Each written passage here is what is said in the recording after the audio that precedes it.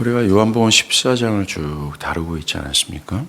이 요한복음 14장에서 주님은 매우 반복해서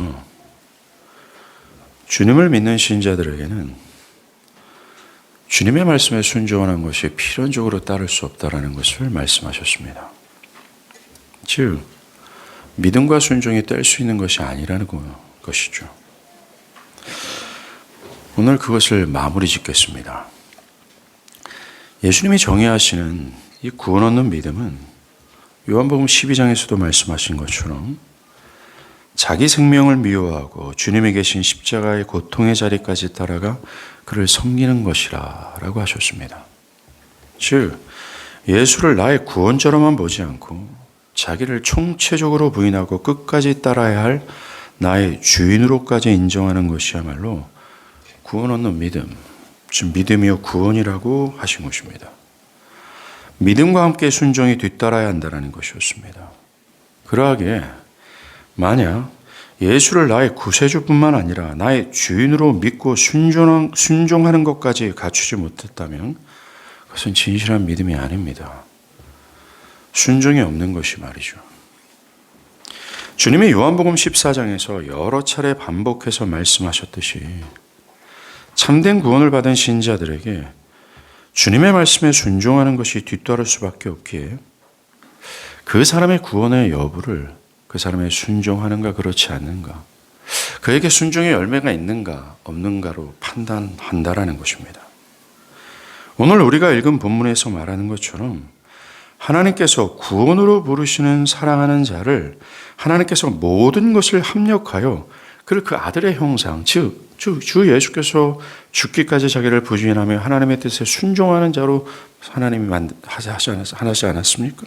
그런 아들의 형상을 본받게 하시기 때문에 그를 믿는 자는 기필코 주의 말씀에 순종하는 것이 뒤따를 수밖에 없다라는 거예요. 이와 같이 성경은 구원의 믿음과 함께 주의 말씀에 순종하는 것이 포함되어 있음을 강조하고 또 강조합니다. 그러나 이 구원 얻는 것에 있어서 믿음과 순종을 명확하게 구분짓는 것은 중요합니다. 즉, 칭의와 성화를 구분짓는 것이 매우 중요하다는 거죠. 이 두 가지를 교리적으로 굳이 구분짓는 것은 성경이 그렇게 했기 때문이고, 또 다른 이유는 우리의 구원이 우리의 순종이 아니라 철저히 믿음에 근거한다는 사실을 말하기 때문입니다. 사람이 구원을 받는 것은 철저히 믿음으로 의롭다 여기시는 하나님의 전적인 행동에 기반합니다. 구원에는 여러분의 노력과 선한 행동을 여기에 기여하지 않습니다. 나아가 여러분의 순종도 마찬가지입니다. 바울은 로마서 3장 28절에 그러므로 사람이 의롭다 하심을 얻는 것은 율법의 행위에 있지 않고, 즉 순종에 있지 않고 믿음으로 되는 줄을 우리가 인정한다 라면서 오직 믿음뿐이다라고 말합니다. 믿음으로 의롭다함을 받는다라는 말은 믿음이 어떤 공로가 되어서 믿음 때문에 구원받는다라는 의미가 아닙니다. 믿음으로 의롭다함을 받는다라는 것은 믿음을 통해 예수의 죄사함의 공로를 받아 죄사함을 완전히 받고, 또 믿음을 통해 그리스도의 완전한 의의를 받아 완전한 자로 여김을 받는다라는 것의 의미입니다. 믿음은 예수의 모든 공로를 받는 통로고, 우리의 구원은 믿음으로 받는 그리스도의 공로로 되어진다는 겁니다. 즉, 믿음 때문이 아니라 믿음을 통로로 삼고 믿음의 통로로 말미암아 받는 그리스도의 공로 때문에 우리가 의롭다함을 받는 거예요. 믿음으로 예수의 공로를 받아 우리는 더 이상 죄사함을 위해서나 또 의롭게 되기 위해서 무엇을 더할 필요가 없습니다. 왜냐하면 믿음으로 받는 그리스도의 모든 공로는 너무나 완전하기 때문에 그래요. 그분의 죄사함의 공로는 완전한 죄사함이고, 우리가 믿음으로 받는 그분의 의는 너무나 완전하기 때문입니다. 그렇기 때문에 더 이상 우리의 노력이나 순종을 거기에 더할 필요가 없다라는 것이죠. 그런데 오해하는 분들이 있습니다. 이게 캐톨릭 교리가 가진 오류입니다. 그들은 칭의를, 즉 의롭다 여김을 받는 것을 내가 죄사함을 받은 후 의로워질 수 있는 어떤 조건을 갖추는 것이다라고 이해합니다. 그래서 앞으로 열심히 의로운 행위를 해서 연락에 순종을 해서 결국 의로운 지경에 이르러야 한다라고 생각을 하는 겁니다. 즉 처음에 믿을 때는 하나님의 요구하시는 의가 좀 부족해요. 그런데 여기에 순종을 계속 더해야만 의롭게 여김을 받을 수 있다는 것입니다. 구원을 받는다라는 것이죠.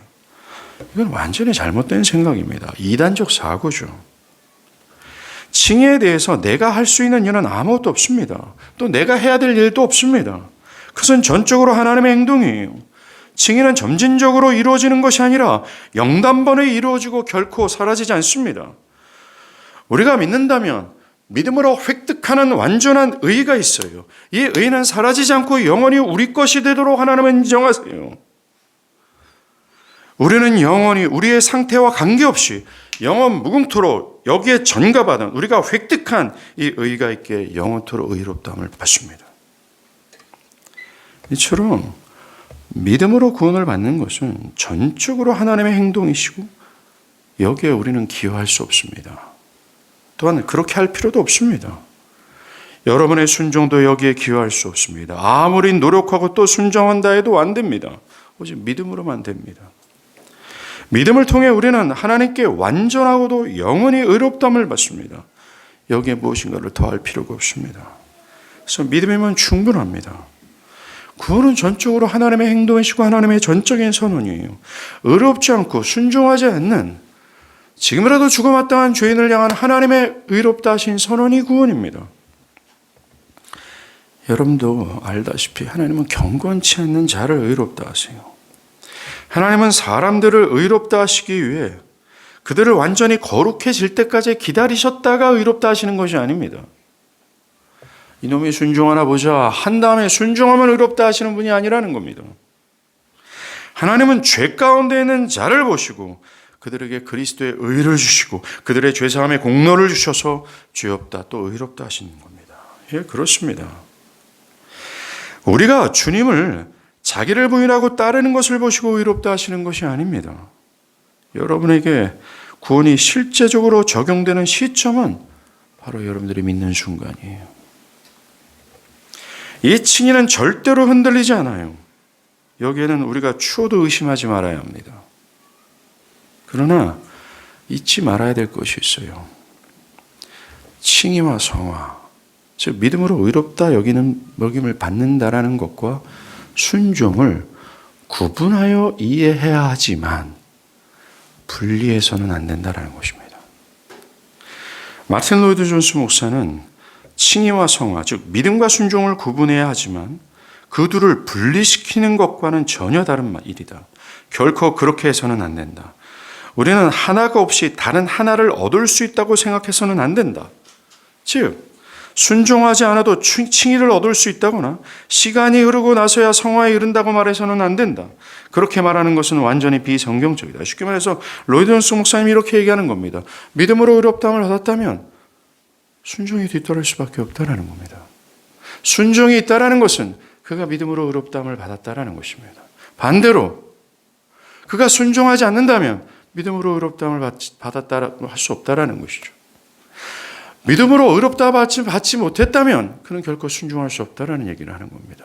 즉 칭의와 성화는 하나고 믿음과 순종은 하나라는 것입니다. 뗄 수 있는 것이 아니라는 것입니다.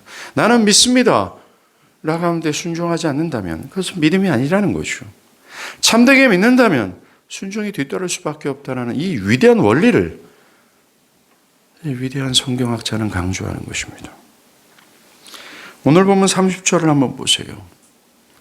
부르신 그들을 또 의롭다 하시고 의롭다 하신 그들을 또한 영화롭게 하셨느니라 라고 말합니다.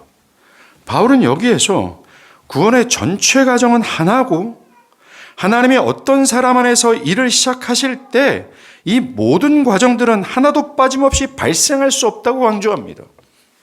믿는다면 순종이 발생할 수밖에 없다라고 얘기합니다. 하나님이 미리 택하셨기에 부르신 것이고 하나님이 부르셨기 때문에 의롭게 된 것이고 그가 의롭게 되어진 것이기 때문에 순종하는 것이고 결국 그가 영화에까지 이르게 될 수밖에 없다라는 거예요.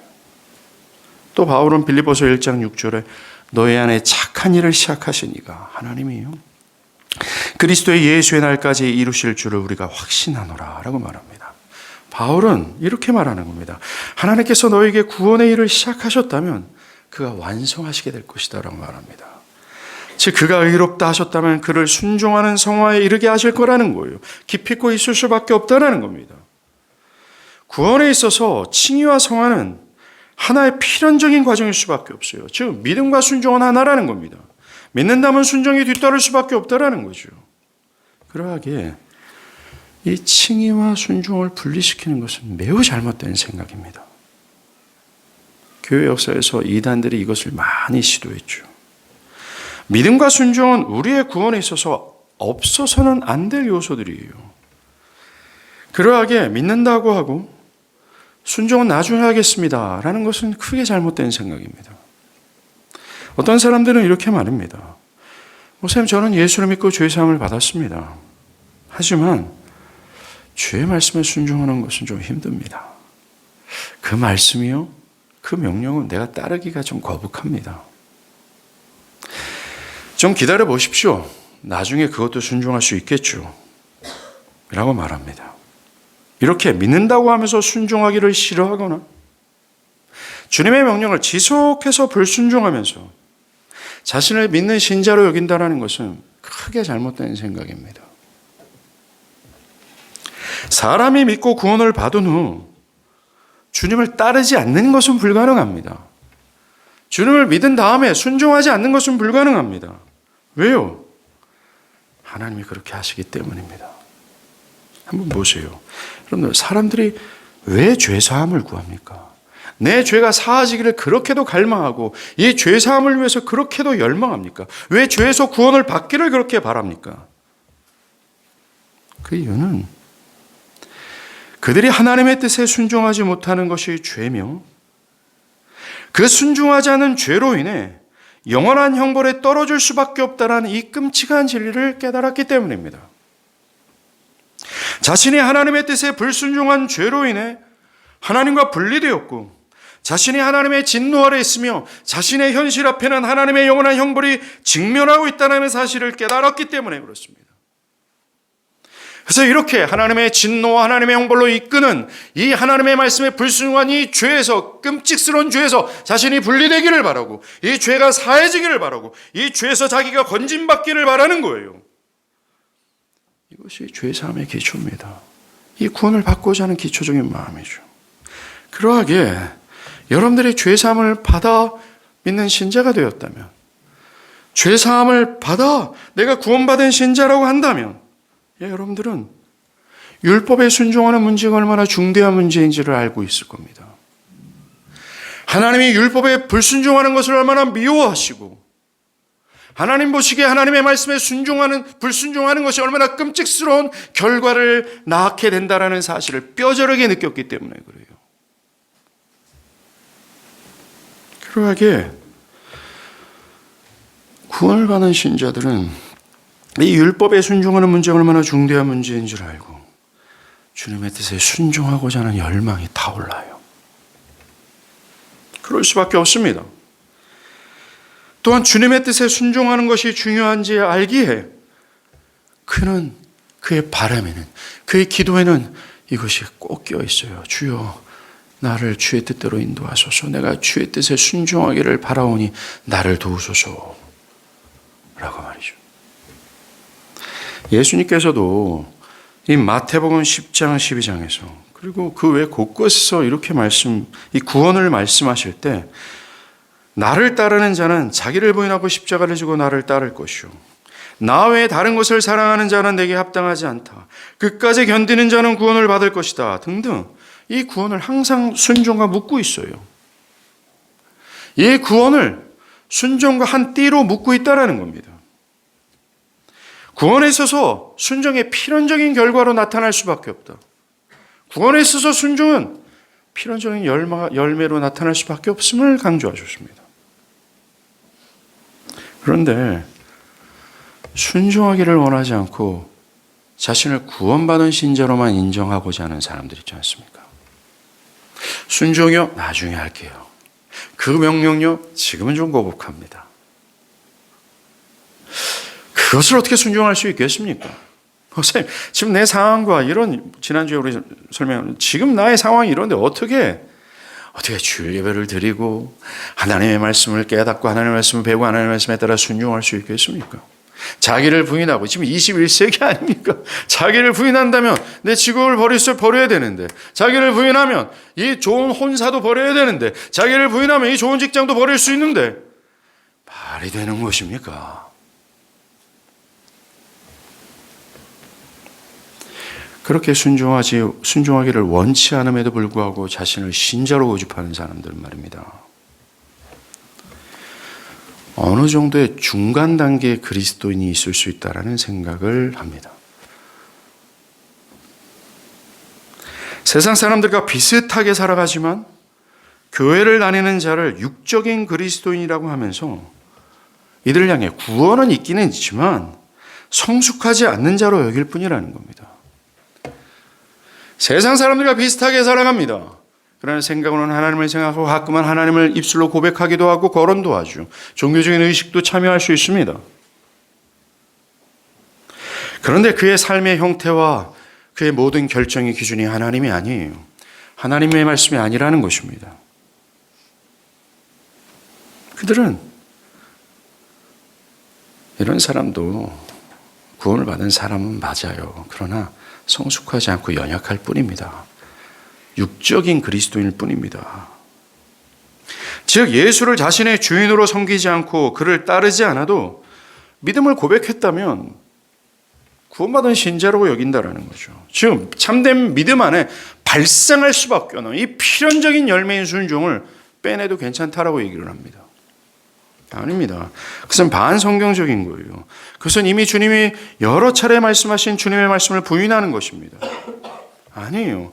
구원은 항상 순종을 동반합니다. 믿음과 순종을 따로 분리해서는 안 돼요.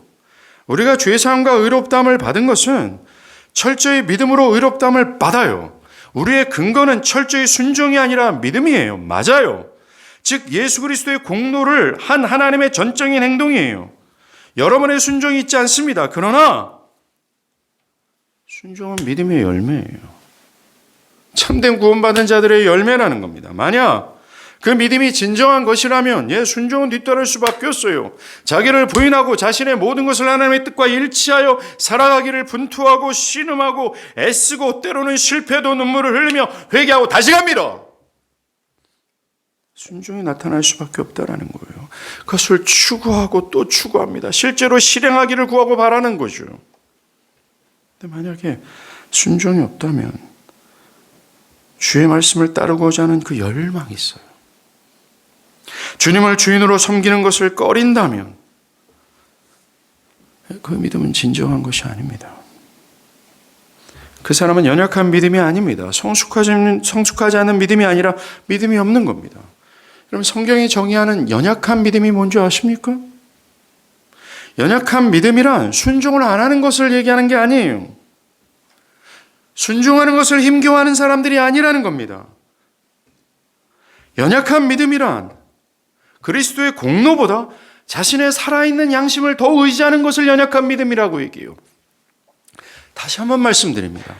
성경에서 정의하는 연약한 믿음이란 그리스도의 공로보다 자기의 살아있는 양심을 더 붙드는 것을 연약한 믿음이라고 얘기해요. 잘 들어보십시오. 그리스도의 십자가의 구속을 확신하고 또 믿음으로 의롭다함을 얻는다는 이 진리를 알고 심지어 믿기는 합니다.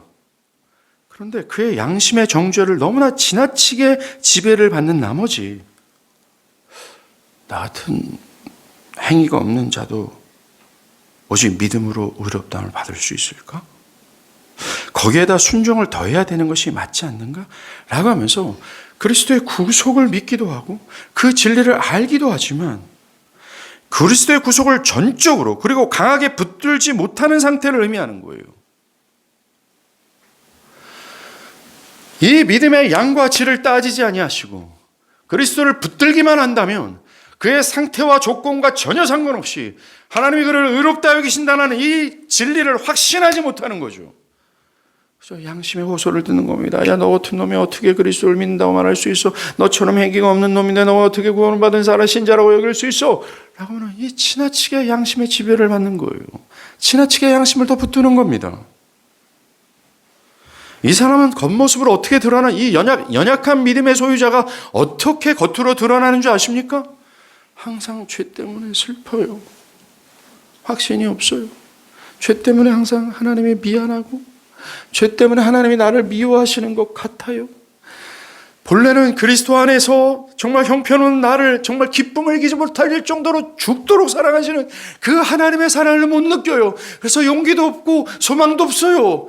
날마다 절망이고 가슴을 쓸어내려요.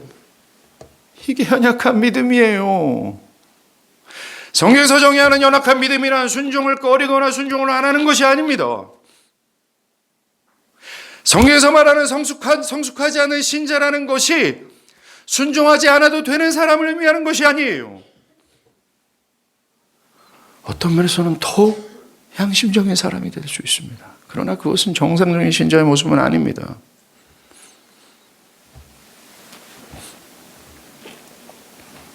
우리가 지금 다루고 있는 믿음과 순종은 하나며, 믿는다면 순종이라는 필연적인 열매를 맺을 수 없다. 맺을 수밖에 없다. 라고 강조하는 첫 번째 근거는 오늘 본문이 그 얘기를 해요.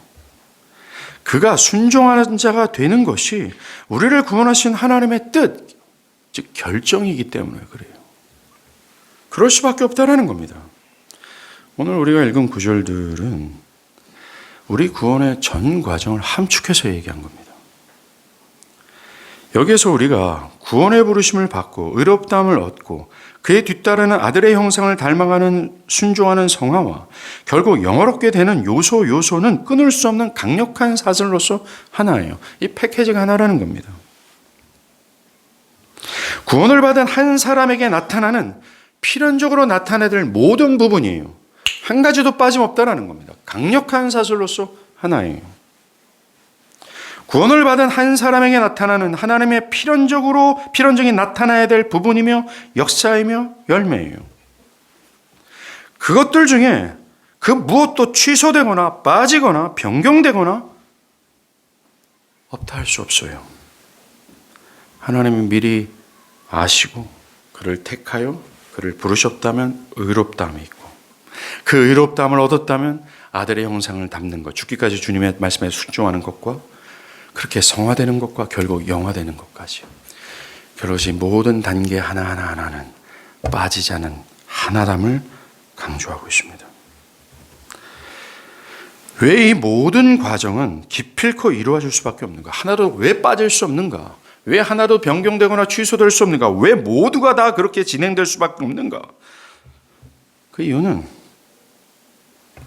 그렇게 되도록 하나님이 결정하셨기 때문입니다. 오늘 본문 28절에서 매우 유대한 문구가 나와요. 그 모든 구원의 전 과정을 지탱하는 기초가 나옵니다. 그게 바로 그의 뜻대로라는 말이에요. 즉 그의 결정하신 대로라는 뜻입니다. 사도 바울은 우리의 구원의 시작과 그것을 이루어가는 과정과 성취의 모든 근간에 하나님의 뜻을 거론하고 있어요. 하나님의 결정하신 뜻을 거론하고 있습니다. 하나님께서 어떤 것을 목적하시고 또 어떤 것을 계획하셨다면 기필코 그것은 이루어져요. 왜요? 하나님이시기 때문에 그렇습니다.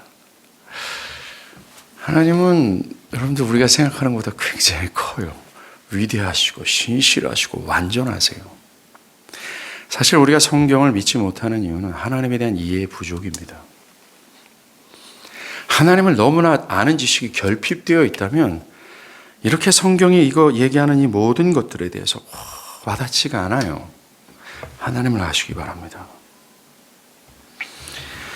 하나님이 자신이 계획하신 것을 하나도 빠짐없이 신실하게 행하십니다.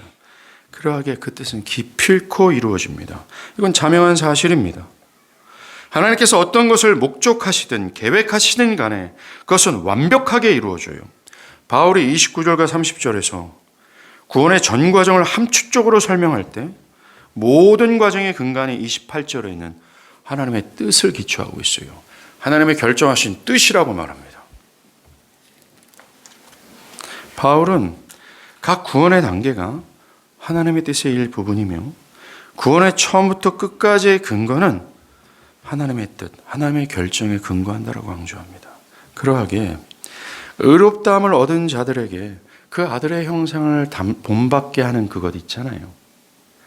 그것은 기필코 필요할 수밖에 없는 이유가 여기입니다. 왜요? 그것은 하나님의 결정하신 뜻이기 때문에 그렇습니다. 하나님께서 계획하신 일부분이기 때문에 그렇습니다. 오늘 보면 28절 후반부를 한번 보세요. 그의 뜻대로 부르심을 입은 자들에게는 모든 것이 협력하여 선을 이룬다 라고 하지 않습니까? 미리 하심, 부르심, 의롭다 하심, 아들의 형상을 닮게 하심, 영화 등등 모든 요소들이 여러분을 향한 하나님의 결정이 성취하게 하시는 하나의 부분으로 작용하는 겁니다.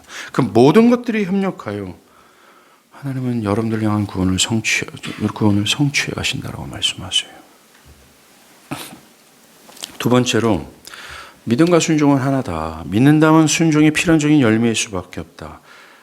그렇게 강조하는 필연적인 두 번째 근거는 29절에서 하나님이 믿는 자들을 그 아들의 형상을 본받게 하시려고 미리 정하셨기 때문에 그래요. 하나님께서 아들의 형상을 본받게 하려는 목적을 가지고 미리 여러분을 정하셨다라는 겁니다. 즉 여러분을 정하신 이유가 그저 의롭다함을 얻는 것에 멈추는 것이 아니라는 겁니다. 여러분들을 정하신 이유가 미리 여러분을 아신 이유가 단순히 천국으로 인도하신 이유가 아니라고 말하고 있어요. 여러분들을 미리 정하신 이유에는 그 아들의 형상을 담게 하기 위한 목적이 내포되어 있다라고 말합니다.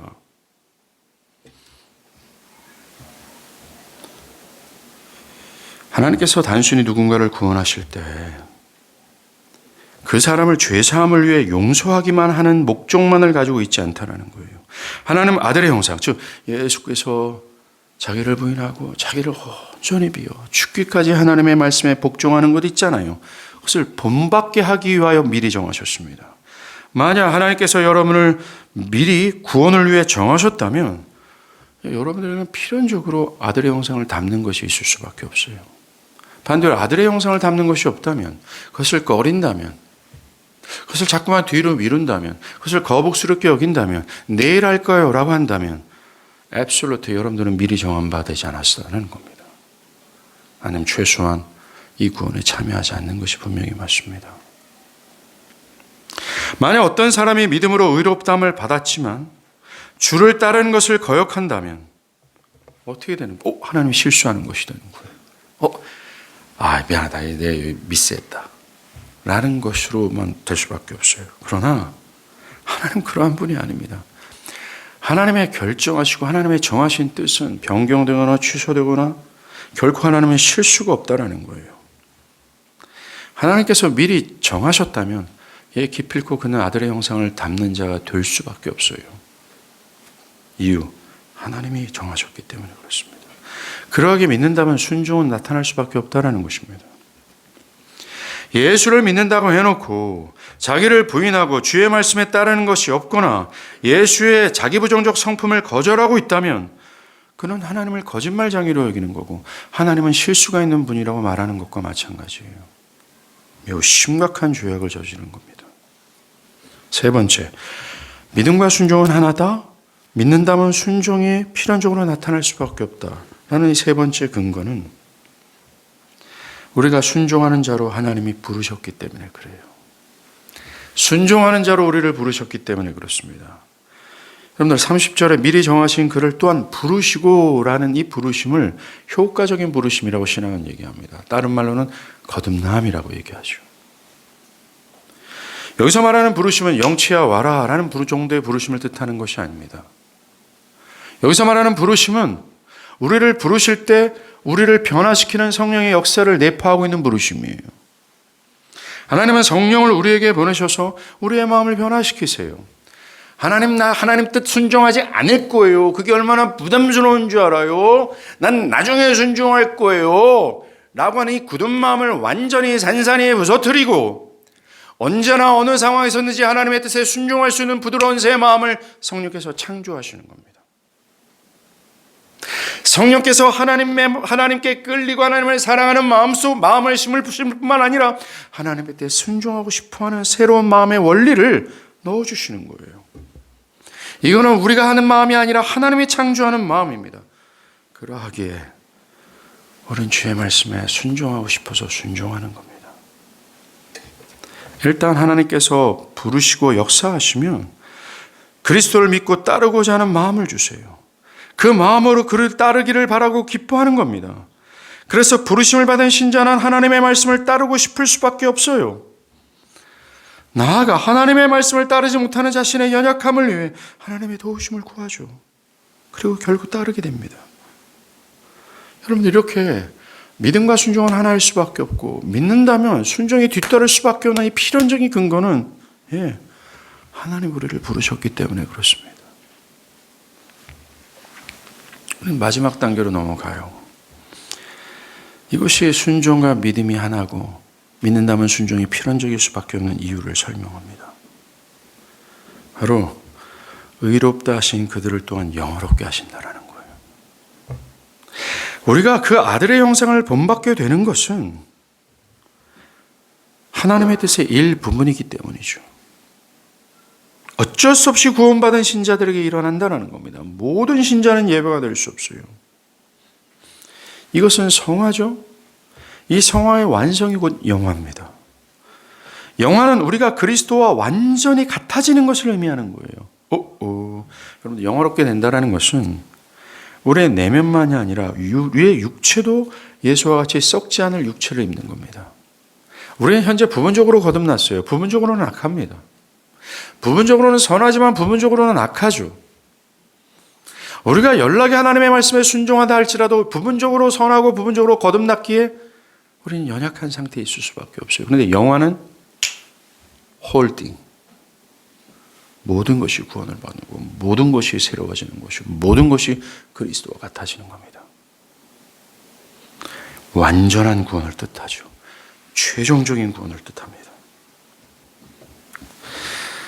기억할 건 우리의 생애에서 우리는 영화될 수는 없어요. 우리가 죽어 부활하기 전까지는 결코 영화롭게 되지 않습니다.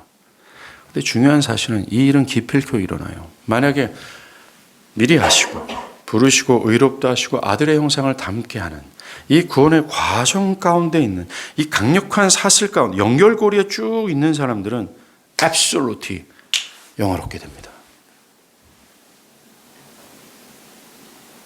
왜요? 하나님의 뜻으로 시작했기 때문에 그래요. 하나님의 결정이 그러시기 때문에 그렇습니다. 사람이 완전히 구속을 받고 영화롭게 되기 위해서는 그 모든 부분이 반드시 구원을 받아야 돼요. 안까봐. 우리는 현재 영의 차원에서는 구원을 받았습니다. 그러나 몸은 아직 구속을 받지 못했죠. 그런데 이 일이 반드시 일어날 겁니다. 이상한 게 있어요. 여러분들, 의롭다 하신 이후에 오늘 성경 본문을 보면 성화, 순종이 빼져 있고 곧바로 영화로 뜁니다. 즉 의롭다 하신 칭의 다음 성화가 있고 영화가 있어야 되는데 성화가 빠져 있어요. 성경 곳곳에 보면 이 순서를 잘 배우라고 있습니다. 의롭다 한 자들에게는 순종이 있을 수밖에 없다라는 얘기를 하죠. 이렇게 생략한 이유가 있습니다. 첫 번째는 우리의 구원에는 오직 칭의만, 믿음만 영향을 주지 성화는 영향을 주지 않기 때문에 그걸 의도적으로 여기서 뺐다라는 겁니다. 우리가 하나님의 자녀가 되고 의롭다함을 받는 데 있어서 결정적인 영향은 믿음이에요. 순종은 여기에 영향을 끼치지 못합니다. 말씀에 순종하는 성화는 구원에 있어서 필연적인 단계이긴 하지만 그것이 우리를 의롭다함을 받는 필수인 조건은 아니라는 겁니다. 두 번째로 여기에 성화를 뺀 이유는 성화가 칭의로 인한 필연적인 것이기 때문에 성화를 굳이 언급한 것이 아닙니다. 여러분, 사람이 의롭다 하는 순간, 의롭다함 받는 순간 성화의 과정은 시작이 되기 때문에 그래요. 성화는 칭의가 함축되어 있어요. 그러므로 그것을 하나의 구별된 단계로 말할 필요가 없다는 겁니다. 바울이 지적했듯이 우리가 새로운 본성을 가지고 있으면 새로운 사고방식을 가지고 있는 사실은 성화가 뒤따를 수밖에 없다는 겁니다. 우리가 죄에 대해서 죽었다는 사실, 우리가 그리스도와 함께 살리심을 받았다는 사실, 우리가 그리스도 안에 있으며 의에 대하여 살아있다는 이 사실, 이 모든 칭의의 사실이 성화를 보증하고 있어요. 하나님 우리를 부르셨다면 성화는 여기에 내포될 수밖에 없고, 의롭다함을 받았다면 우리의 성화는 내포될 수밖에 없어요. 그래서 여기서 성화를 뺀 겁니다.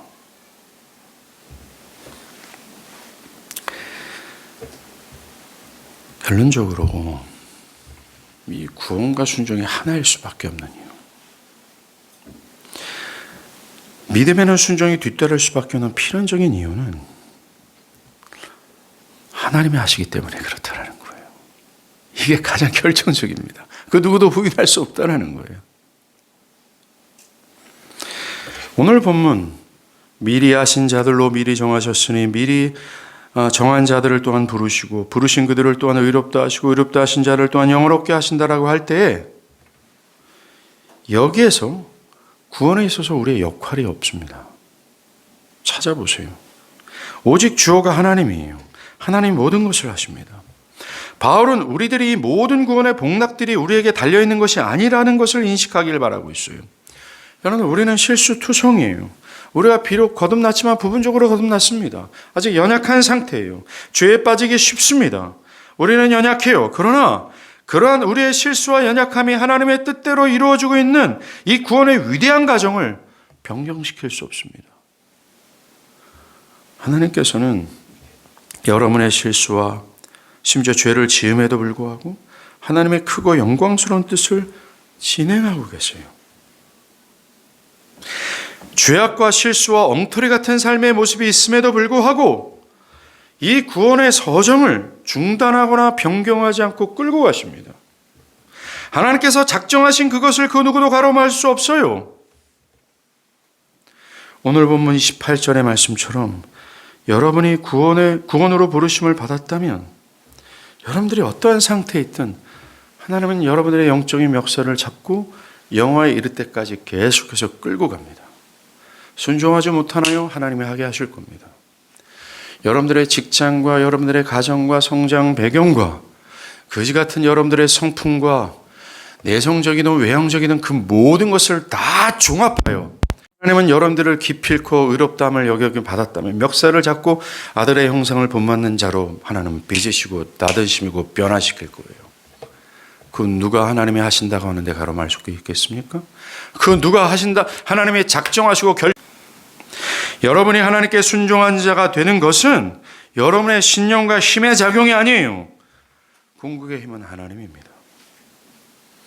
그래서 오늘은 우리 28절 있잖아요. 28절을 읽을 때 소망이 생겨요. 나처럼 형편없는 사람도 소망을 갖출 수 있다는 것입니다. 하나님의 그 뜻대로, 즉 하나님의 결정하신 대로 부르신 자는 기필코 그렇게 될 수밖에 없다는 그 사실, 그 진리가 우리에게 소망을 안겨다 줘요. 나 자신에게 소망을 안겨다 주는 겁니다. 현재 나약함으로 인해 실패하고 있는 형제 자매들에게 소망을 갖게 되는 거죠. 이 사람 저 사람 저 인간 왜 저러지? 라고 하는 그 인간에게도 소망을 가질 수 있다는 것입니다. 여러분들 그 소망은 막연한 것이 아니고 단순히 인간의 바람이 아니에요. 그렇게 되기를 바라는 정도가 아닙니다. 확신이에요. 확신 있게 우리가 소망하는 이유는 그것이 이루어질 수밖에 없는 필연적인 확신임을 끼워안고 소망하고 바라고 또 확신하는 이유는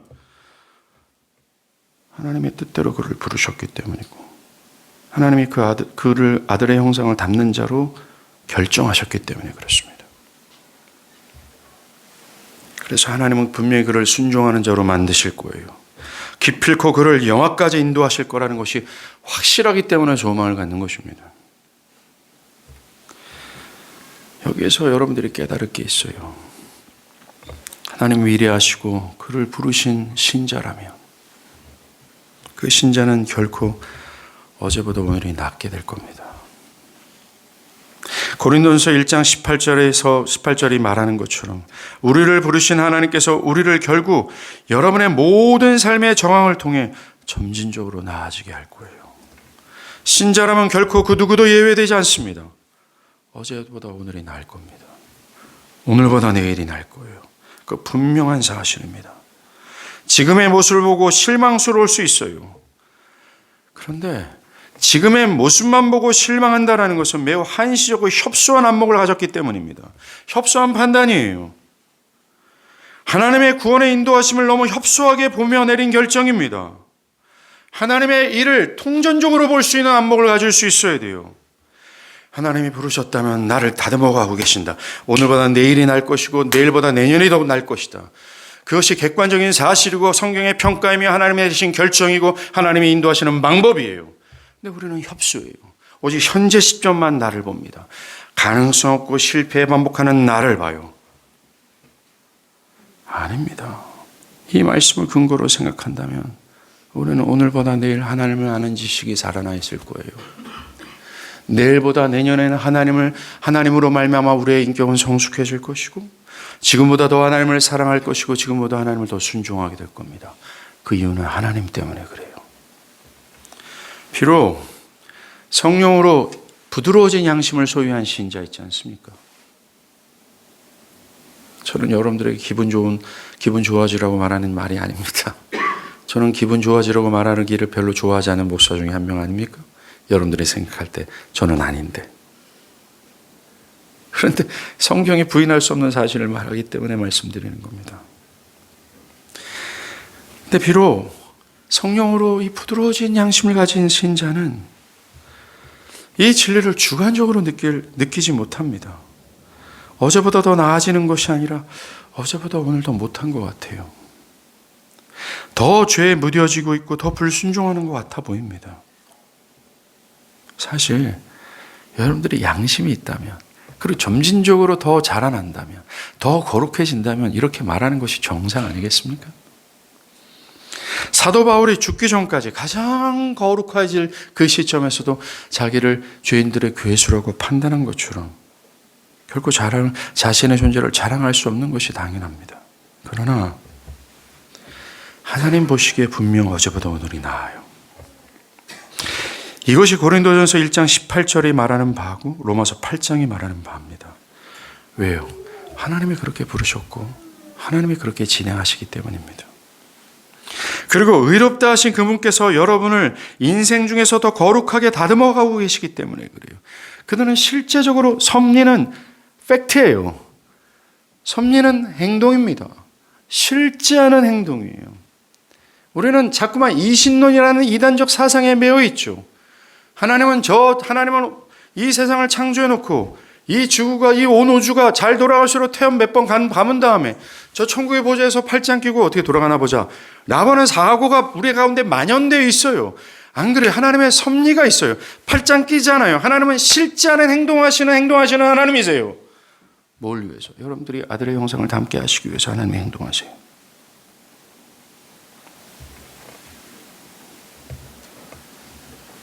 그러니 지금 여러분의 모습을 보고 실망하지 않기를 바랍니다. 여러분 계속해서 어떤 책 제목이라서 제가 이 단어를 쓰기를 좀 싫어하는데 흉내내는 것 같아서 여러분 여전히 공사 중이에요. 아직까지 큰 건물이라고 하는 그 하나님의 사람이라는 웅장한 건물을 세우기 전에 땅을 파고 있는데 나는 웅장한 건물이 되지 않았어요. 왜 나는 오직 땅만 보이는 거예요. 실망하고 좌절한다면 염치 없는 거 아닙니까? 지가 뭐라고 한순간에 영화롭게 되고 막 이제 땅 파고 콘크리트 막 붓고 있어요. 1층 막 땅 다듬고 있는데 왜 나는 저와 같이 웅장한 사람이 되지 못해요? 나는 왜 이 모양 이 꼴이에요? 이렇게 말하는 사실은 그건 사실입니다. 하나님께서 여전히 나를 변화시키고 하나님께서 나를 이끄신다는 사실을 기억할 수 있어야 돼요. 하나님께서는 야곱을 부르셨어요. 그를 평생 뒤따라다니면서 그를 다듬고 결국 이스라엘로 그를 세우셨습니다. 그러니 지금의 모습만 보고 절망하지 마십시오. 절망은 소망의 하나님께서 나를 이끄신다는 사실을 부인하는 것 같은 셈이에요. 그런 죄를 짓지 마십시오. 마지막으로 한 가지 중요한 것이 볼 게 있어요. 30절에서 의롭다 하신 그들을 또한 영화롭게 하셨다라는 시제가 영화롭게 할 것이다라가 아니라 영화롭게 이미 하셨다라는 과거 시제로 기록하고 있다라는 게 특이합니다. 영화는 미래거든요. 근데 벌써 결정되었다라고 표현하고 있다라는 겁니다. 이 과거 시제를 사용했다라는 것은 하나님께서 이미 이 일을 하셨다라는 거예요. 이미 끝냈다라는 겁니다. 모든 일이 마치 과거에 일어난 것처럼 여긴다라는 겁니다. 바울이 이것을 과거 시제로 사용하는 것은 우리들에게 확신을 주기 위함입니다. 하나님의 마음에는 이미 그것이 이루어졌음을 알게 하기 위함이에요. 우리는 그리스도인들이 이미 부르심을 입은 것을 알고 있어요. 예, 그리스도인들은 부르심을 입었습니다. 만일 그리스도인이 된 우리가 부르심을 입지 못하였다면 여러분들 현재 지금처럼 이러한 일들에 대해서 관심을 갖지 않을 것이고 복음을 믿지 않을 것이에요. 또 자신의 순종하지 못함으로 인해 죄를 회개하거나 도우심을 구하지 않고 있을 것입니다. 근데 우리는 부름을 받았고 의롭다함을 받았다라는 걸 확신할 수 있어요. 그런데 문제는 아직 우리는 영화되지 않았거든요. 완전의 구원에 들어가지 않았다라는 겁니다. 그런데 사도는 우리들에게 하나님이 우리를 영화롭게 하셨다, 결정됐다라고 단정 짓습니다. 바울의 의도가 뭐예요? 우리가 우리의 영화에 대해서 확신을 가지라고 뜻하는 겁니다. 만약에 하나님의 부르심을 받고 너희 다 의롭다함을 받았다면 깊이 거기에 설 것을 확신하라고 얘기하는 겁니다. 하나님께서 우리를 부르셨다면 그것은 하나님께서 우리를 의롭다 하셨음을 의미하는 것이고, 우리를 의롭다 하셨다면 우리를 하나님의 형상을, 아들의 형상을 닮게 하셨다라는 것이, 닮게 하고 가신다라는 것이고, 결국 영화롭게 하셨다라는 것을 의미합니다. 이 모든 것 부분에 하나가 빠질 수가 없어요. 모든 것이 있습니다. 하나가 있다면 모든 것이 있는 거고, 하나가 빠졌다면 모든 것이 없는 겁니다. 오늘 성경은 우리에게 두 가지를 주죠. 첫 번째는 소망을 줍니다. 그리고 두 번째는 말할 수 없는 확신을 주죠. 이 두 가지는 우리의 삶에 지대한 영향을 끼쳐요. 우리의 내면에도 엄청난 힘을 줍니다. 사망으로 우겨쌈을 우겨쌈을 당한다 할지라도 거꾸로 틈을 당하지 않을 정도의 어떤 영향을 줘요. 이 두 가지, 이 사도 바울이 우리들에게 간절히 주고자 하는 귀한 선물을 갖고 있길 바랍니다. 그리고 마지막으로 우리의 책임이 있다는 걸 기억하세요. 그것은 착한 일을 시작하신 주께서 우리를 순종으로도 부르셨다는 것입니다. 이제 오늘부터 주님의 말씀을 분별하여 주님의 뜻에 순종하기를 힘쓰십시오. 그 뜻에 부응하는 삶을 사십시오. 제발 이거는 받아들이고 이거는 못합니다라고 말하지 마십시오. 하나님의 뜻은 통전적이고 하나예요.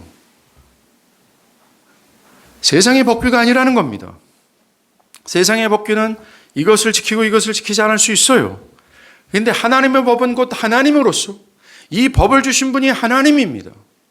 우리가 이 뜻을 순종하고 이 뜻을 순종하지 않을 때 하나님의 관점에서 뜻에 순종하지 않는 것이 돼요. 여러분들이 원하는 것만큼만 순종하지 마십시오. 그것은 기독교가 아닙니다. 부분적으로 순종하고 부분적으로 순종하지 마십시오. 불순종하지 마십시오. 그건 기독교가 아니고 이 말씀에 해당되는 것이 아니에요. 하나님이 주신 모든 뜻이 있어요. 그 뜻에 모두 순종하십시오. 이게 우리를 부르시고, 우리를 일이하시고, 우리를 효과적으로 부르시고, 우리를 의롭다 하시고, 우리를 아들의 형상으로 빚으시고, 우리를 결국 영화롭게 하시려고 인도하시는 그 하나님께서 여러분들에게 바라시는 뜻이라는 것, 이걸 기억하길 바랍니다. 기도하시겠습니다.